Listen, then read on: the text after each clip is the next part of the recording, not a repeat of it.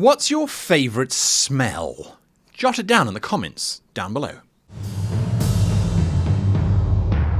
Hello my fellow DMs, GMs, storytellers, narrators, creators, and otherwise awesome people. My name is Guy, and today we're doing step number 4. Step number 4. Now, step 4 is where it is very, very critical that you put on your imagination cap and your memory cap and your research cap and all those kind of wonderful things. Today you get to visit your world. How cool is that? I think it's absolutely, this is the part that I really, really enjoy, because this is the part that you can really get in and get stuck in and get to know the world space that you have been creating. This is actually where you get to play with yourself. And I mean that, literally. You have to wander around and role play in your world if you want your world to come alive. And this is one of the steps that I think so many GMs miss. And yet, it's simple to do, it's fun to do, and to be perfectly honest with you, once you've done it, it makes your world so much easier to explore and to journey in and to go through. I constantly get people saying to me, I don't know how you do it, but everywhere we visit has these things that just make it real. This, folks, what we're going to learn today, this is it. But first, we have to pay for the electricity.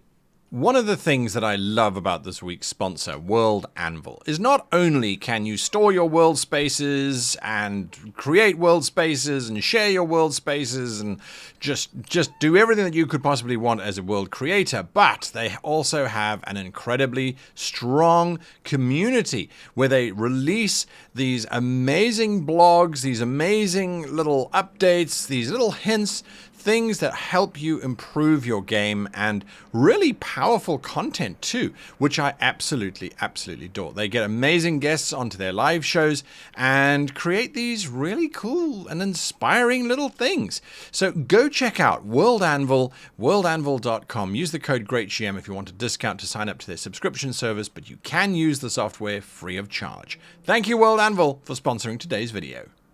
We never show you stuff on this channel that I don't use in my games or on a weekly basis. Just please trust me. It's cool stuff, right? All right, so we're visiting our world. And what does that mean? That means that you now step back from this world. You've got your map, you've got your civilizations, you've got your species, you've worked out all of those kinds of wonderful things. It's time for you to visit your capital. Go into that capital, subsume yourself into that space, create a character. Literally. I mean, you don't have to go through the whole character creation process of whatever role-playing system you're using. You can if you like.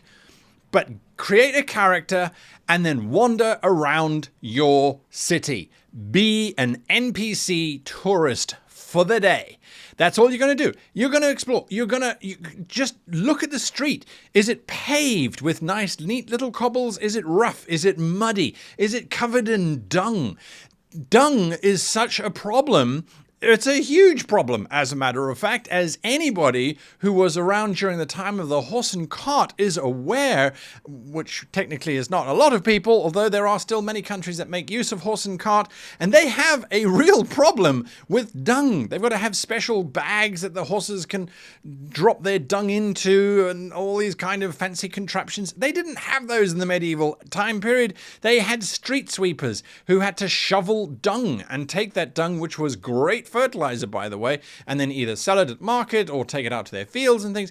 Anyway, I digress. Dung is fascinating when you really get down to it. Getting rid of dung is a major thing, and if you don't do it right, plague, death, and destruction. So it is something worth thinking about. How does dung get gotten rid of in your city?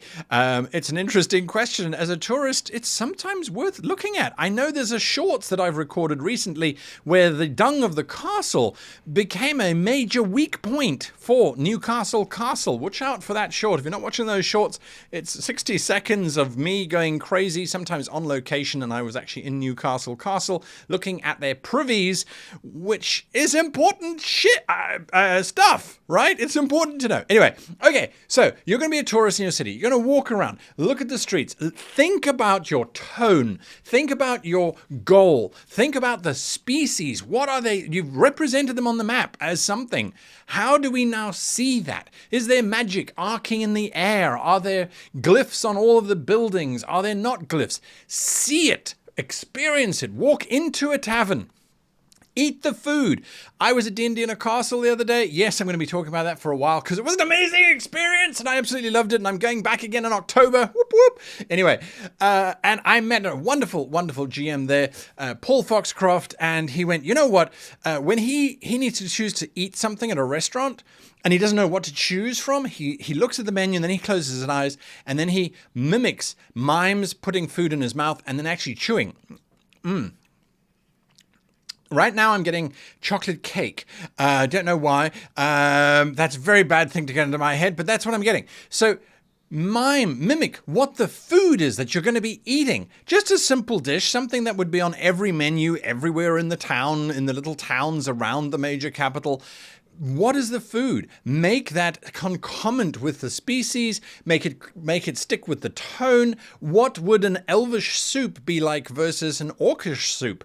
Would an orcish soup, by stereotype, have chunks of odd bits of animal floating in it? Is it broth-like? Is it bitter? Is it super sweet? Is elvish food all bland, or is it very lightly spiced? Think about these kind of things. These are the details that you drop in casually whilst your players are running around your city, and it makes your world feel alive, feel real, and just a fun place to be, where the players go, oh, we're in elvish territory, it's time for elvish soup. Boring.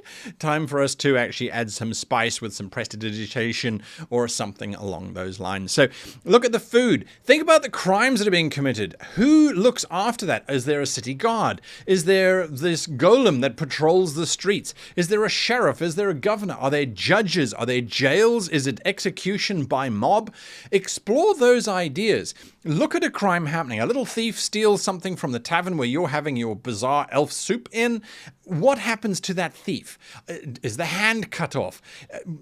I've always found hand being cut off is a very common human historical event for thieves. I kind of look at that and go, that's not particularly effective in terms of making that thief work harder so they don't have to be a thief. It kind of reduces them to not actually being able to be productive.